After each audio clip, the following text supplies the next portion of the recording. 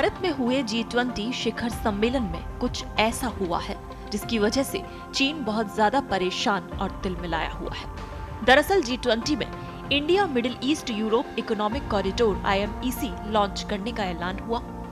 इस प्रोजेक्ट में Bharat, UAE, Saudi Arab, European Union, France, Italy, Germany और अमेरिका शामिल हैं। इस इकोनॉमिक कॉरिडोर के जरिए एशिया से लेकर मिडिल ईस्ट और यूरोप तक व्यापार किया जाएगा।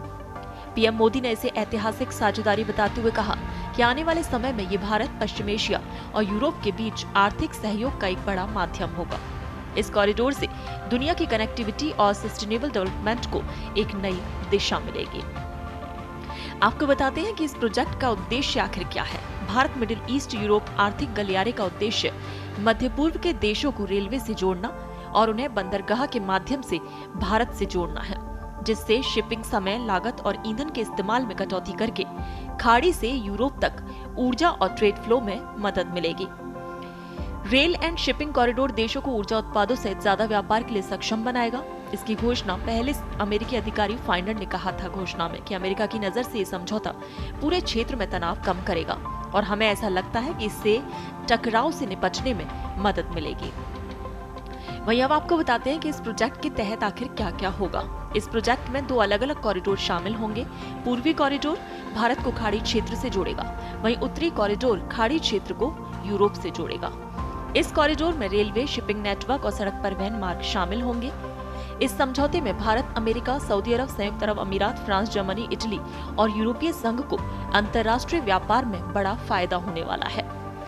इस इकोनॉमिक कॉरिडोर में एक रेल और बंदरगाहों से जुड़ा नेटवर्क बनाया जाएगा, जिसमें 7 देश partnership for global infrastructure investment के तहत इन्वेस्टमेंट करेंगे।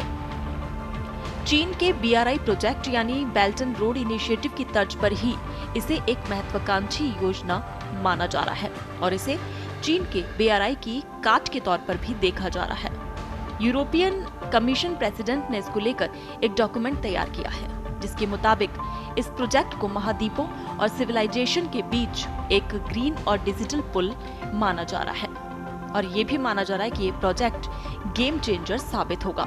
इस योजना में डेटा, रेल, बिजली और हाइड्रोजन पाइपलाइन प्रोजेक्ट्स शामिल होंगे। ये प्रोजेक्ट सऊदी अरब, UAE, जॉर्डन और इजराइल से मध्य पूर्व में रेलवे और बंदरगाह सुविधाओं को जोड़ेगी। ये भारत और यूरोप के बीच व्यापार को 40% तक बढ़ाएगी। इस प्रोजेक्ट के जरिए भारत अमेरिका पार्टनरशिप को मिडिल ईस्ट का सहयोग मिलने से पूरी तरह से ये गेम चेंजर साबित हो सकता है, खासकर तब जबकि BRI के तहत चीन कनेक्टिविटी प्रोजेक्ट्स पर दबदबा है। ऐसे में वो देश भी इस प्रोजेक्ट से जुड़ना चाहेंगे, जिनमें ईरान भी हो सकता है, क्योंकि ये कॉरिडोर उन्हें गल्फ और यूरोप तक सीधी पहुंच दे सकेगा। अमेरिकी राष्ट्रपति बाइडेन के principal deputy national security adviser Jon Finer ने कहा था कि इस प्रोजेक्ट से इंफ्रास्ट्रक्चर गैप दूर होगा। इसके साथ ही एक पारदर्शी, सस्टेनेबल उच्च कैटेगरी का प्रोजेक्ट होगा। दरअसल चीन के BRI प्रोजेक्ट में खाड़ी देश अहम जगह रखते हैं। ऐसे में माना जा रहा है कि G20 शिखर सम्मेलन में ये प्रोजेक्ट भारत, अमेरिका और अन्य सहभागी देशों के लिए एक बड़ी कामयाबी है।